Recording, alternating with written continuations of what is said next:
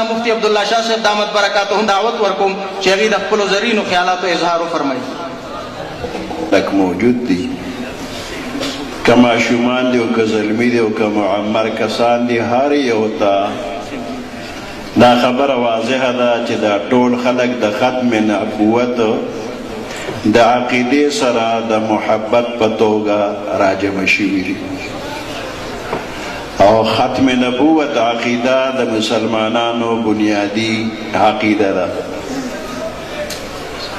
زمان ښکلی پیغمبر صلی الله علیه وسلم ته الله پاک ټول ښکلي صفتونه ورکړي دي په تمام کائنات کې چې څومره ښکلي صفتونه دي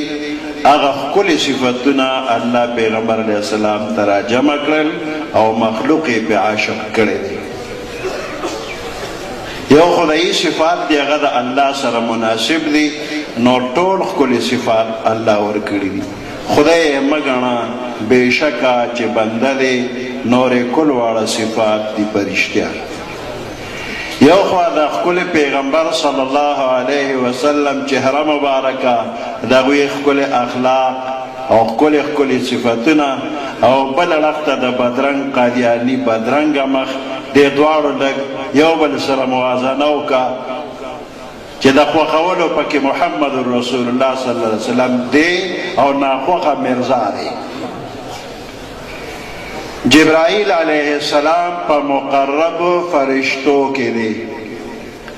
او په تمام کائنات کې په روی زمین باندې د ګرځېدلو ځای ته د رسېدو طاقت هم الله ورکړی دی او د هر چا سره د ملاقات طاقت الله ورکړی دی. ډیوټي دا ورکړې وه چې 1,40,000 کم زیات پیغمبران دې ته د وحی انتظام د جبرائیل علیه السلام په ذمه شو. نو دا 1,40,000 کم زیات پیغمبران جبرائیل علیه السلام لیدلی دي او بېشکه ټول پیغمبران خشته وو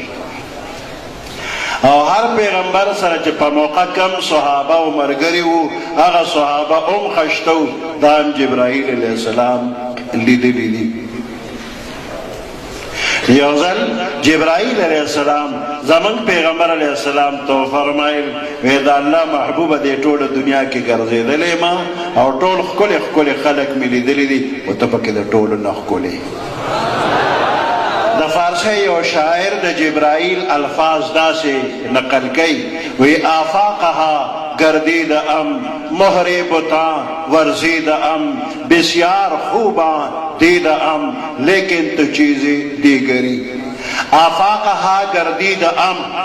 د دنیا مختلف طرفونه شمال جنوب مشرق مغرب میں کتلی دی مهر بتاں ورزیده‌ام ښکلي معشوقې او د هغوی ناز و ادا مې کتلی ده بسیار خوبان دیده‌ام لیکن تو چیزی دیگری. ډېر ښکلي مې لیدلی دي خو ته پکې د ټولو نه بل شاته ډېر خشته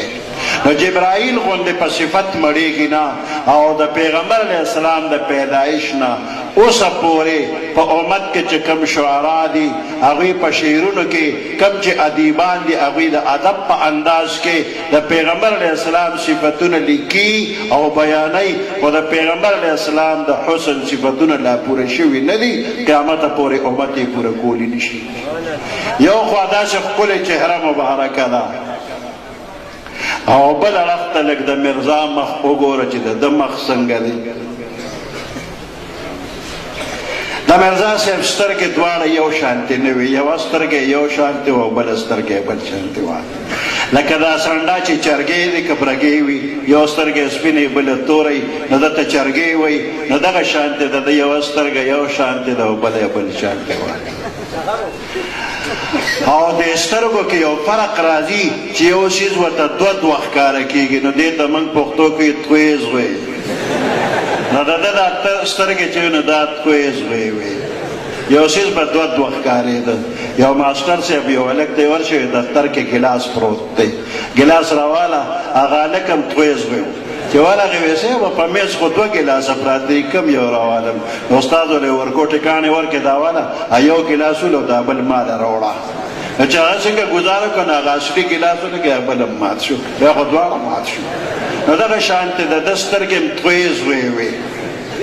او د مخ دا ننګي یې څنګه و په دې باغ کې چې دا هندوانې شوي وي دا خټکي شوي وي او خټکي او هندوانه داسې د مالټې عمره شي او دغه وخت کې پې مرض ولګېږي جرړې اوچې شي نو دا ورکوټې هندوانه دې ته مالکونډی وایي که کالکونډی ورته وایي دا زیړه پیړی او ګونجي ګونجي نه د ده دا ننګي هم دقه شان دي نو دغه د ده شکل و او د پیغمبر علیه السلام چهره مبارکه تاسو لیدلې نه ده او تاسو ټول عاشقان یې که نه عاشقان دي نو دا خو لږ خلک دي داسې ډېر ډېر خلک د پیغمبر علیه السلام په ښکلې مخ مبارک باندې عاشقان دي وی ته په نالیدلې مخ بې شمېره عاشقان لرې او تور تور زلفان لرې نو اوس لږ د دې بل دې مخ ته وګوره چې دې کې څه دي ته په دې بدرنګه مخ ننګي دي کالکونډیان لرې او توی زوی چشمان لرې یو خوا بل خوا د ده دا توی زوی دی نو دې کې د خوښې څه شی دی چې څوک به یې خوښ کړي نعره تکبیر تاج و تخت ختم نبوت مفتی عبدالله شاه صاحب پخوا به د مړي دپاره خلکو ویرګرې ښځې راوستې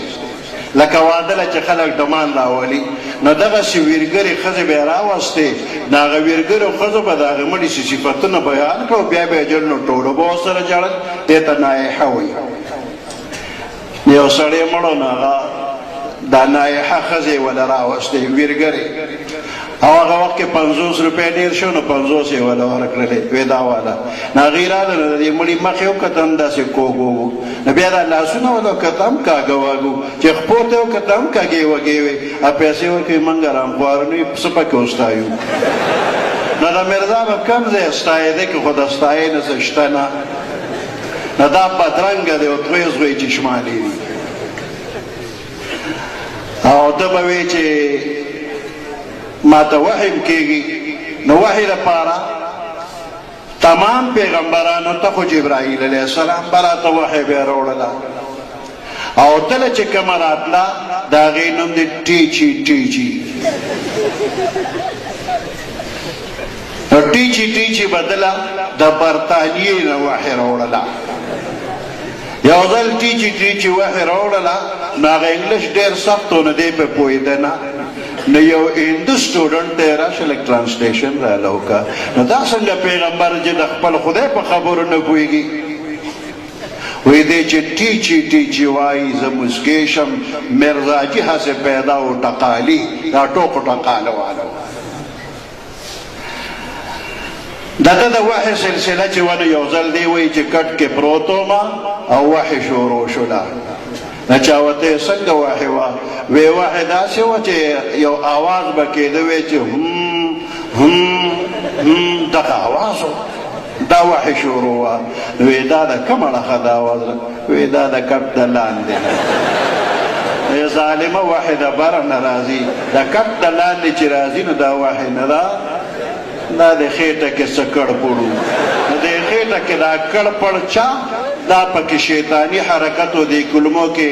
کړپړ کېدل او د هغې نه هو هو آواز جوړېده دا وحی نه وه دا ده کې شیطان ننوتی و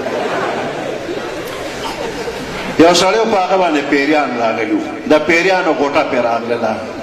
نو یو دم والا پیر صاحب یې وله راوسته زامنو نو ده به ډېر ډېر ټوپونه وهل دا ډېرو ټوپونو کې پیر صاحب یې زامنو ته وي دی راته لږ ونیسئ زه ورته سبق وایم دا زامن هم ښه تکړه پهلوانان غټ غټ وو یو په پښو بل په لاسو یو د لاسونو یو ځای بل ځای کلک یې که او بچي هم غټ وو وزندار وو لږ ساعت پس څه اواز واورېدی شو نو هغه مریض هغه زوی وی پیر صاحب وایي دا څه وو وایي دا پیریټیز واچو وی دی زما دی قرآن تدبیر کنه ټینګوري شي وی دی ټیز واچو نو چې بابا لږ قلاق شو که نه سوړ شو نو زوی ورته وایي چې پیر صاحب دا ټیز پیري واچو او وی ټیز خو پیري اچولو خو کونه دی د بابا وه نو دا مرزا صاحب ته چې دا وحی کېده د کټ د لاندې آواز کېده نو دا کړکړ پکې شیطان کول خو کونه د مرزا وه دا داسې شرمېدلې بنده دی دا چې کم ملګري دي کمې سپورټ کوي یا بعضې خلک نورم پکې داسې بل بل شانتې د ملګرتیا ورسره آواز کوي نو دا ټول د هغه په شانتې دي. الله دې ورته هدایت وکړي چې ټول سمې لارې ته راشي د ختم نبوت عقیده ولري او که دغه عقیده د دوی په نصیبه کې نه الله دې سره د ملګرو نیست و نابود کړي او دا دنیا دې الله خیر. ټولو ښارونو کې د پاکستان په ټولو ښارونو کې داسې نورو ځایونو کې هم د ختم نبوت ځان له دفتر وي ځان له ځای وي په هغې کې ملګري جمع کېږي او کار کوي. زموږ د یسلا چارسده کې د دوی دفتر عارضي طور باندې جی ټي ایس سره چې کوم جومات دی نو په هغې کې اوسه پورې کار وشو خو دغه ځای لږ دی نو دې لپاره ځان له مستقل د یو دفتر ضرورت دی. ملګري فکرمند شوي دي او تاسو ټولو ته په هغې کې د حصې اخیستو درخواست کوي چې څومره د چا د وسې کیدی شي نو دغه تعاون او امداد ورسره وکړي.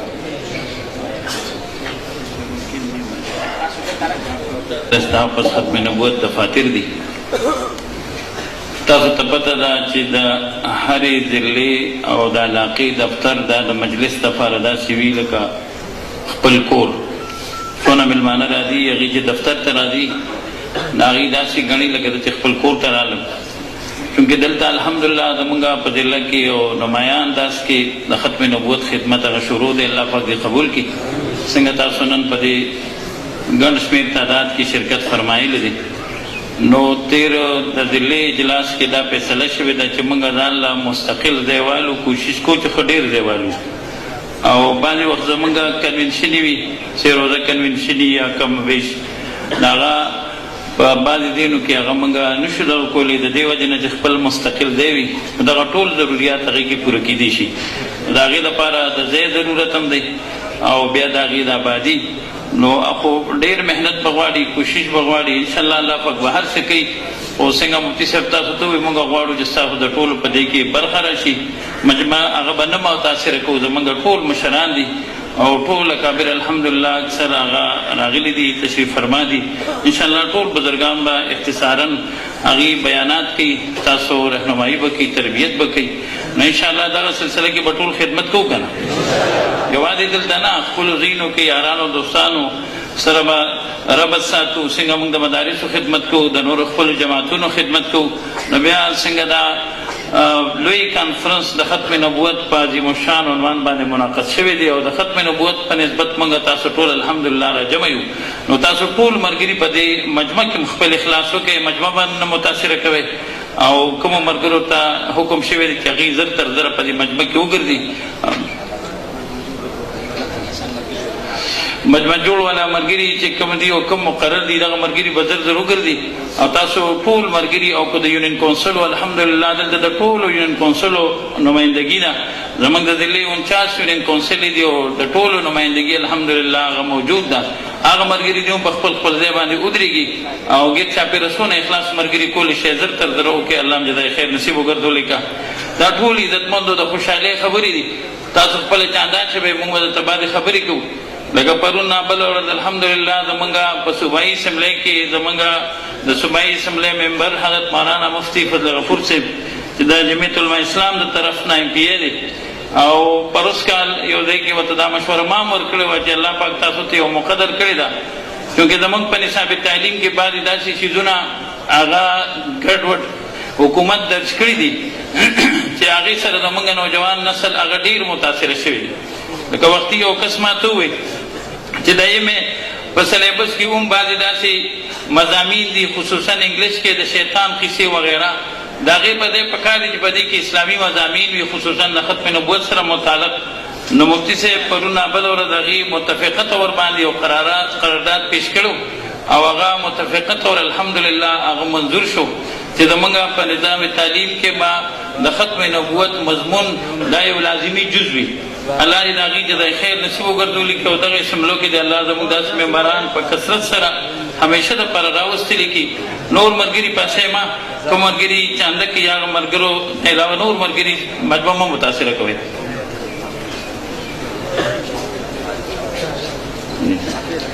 دا سلسله خو شروع ده تاسو ته پته ده چې اکثري دلته د علماو او طلباو تعداد دی که داسې ملګري په دې مجمع کې وي او هغوی په خپل ځای ودرېدي شي چې انشاءالله موږ به د یوې مرلې خرچه برداشت کړو د دوو به برداشت کړو یا څونه سیمټ سیخ وغیره دغه سلسله کې هم که کوم ملګري اخلاص کولی شي په خپل خپل ځای باندې ودرېږي د هغې به انشاءالله موږ نومونه ولیکو د خپل وس مناسب د چا څه وسي دې ځای کې الحمدلله موږ ټول راجمع یو څنګه په 7 ستمبر سن 1974 باندې الحمدلله د اسمبلی د فوم نه الله پاک قادیاني د قرآن و سنت په رڼا کې د آیین پاکستان د یو سعادت په شکل کافر قرار کړو او تحریک زموږ بزرګانو مفتي محمود رحمت الله علیه او نور اکابرو چلولو په اسمبلی کې دننه چې څونه ممبرانو موږ د ټولو پارټو باندې شکرګزار یو نن دغسې ستاسو شکرګزار یو چې دلته الحمدلله د مختلفو مذهبي جماعتونو او دارنګې د مختلفو سیاسي جماعتونو الحمدلله هغه شرکت په مبارک عنوان د ختم نبوت باندې شوی دی نو دا زموږ ستاسو د ټولو شریک خدمت ته انشاءالله کوو به که نه ټول کېږي نو دا دی به کوم ملګري چې هغه په خپل ځای ودرېږي چې هغې اخلاص وکړي چې انشاءالله زه به دونه سیمټ والم دونه به سیخ والم دونه به انشاءالله نقد رقم ورکړم د دونه مرلو اخلاص به وکړم دا چې کوم ملګري وي ودرېږي په خپل ځای باندې الله مې عزت وکړه وایي جي الله دې ستا د خیر نصیب وګرځولي کې دغلته تاسو یو پرچه باندې خپل نوم ولیکئ خپل موبایل نمبر ولیکئ ستاسو چې څه اخلاص دی هغه ولیکئ حاجی جوهر علي صاحب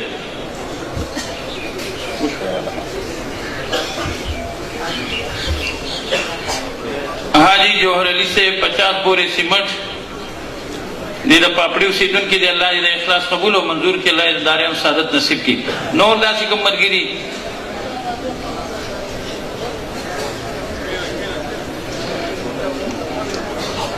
شابه سلام وبخه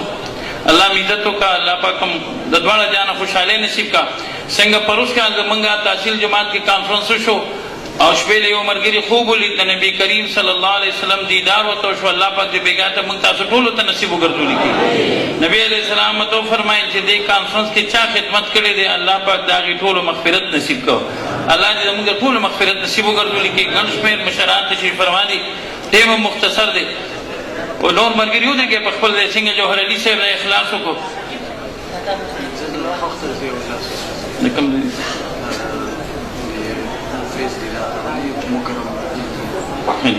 دا یو ملګری دی ضیاء الله صاحب هغې 5000 خښتو ومنله الله یې د اخلاص قبول او منظور کړي الله یې د دارینو سعادت نصیب کړي ودرېږي الله مې عزت وکړه په خپل ځای باندې څومره وس کېږي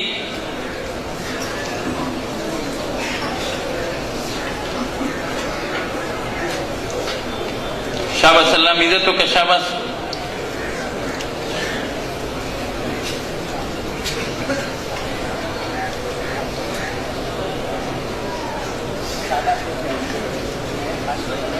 دینا بعد کوم ملګري بیا اخلاص کولی شي هغه رابطو کې الله مې عزت وکړه حاجي انور صاحب 20 بورې سیمټ الله پاک دې قبول او منظور کړي الله یې د دارینو سعادت نصیب وګرځولي کړي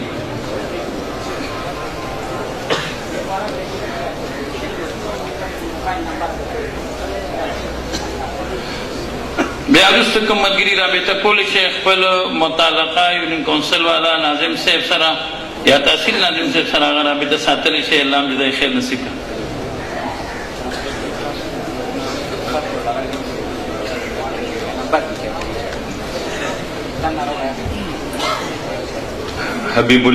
حبیب ګل صاحب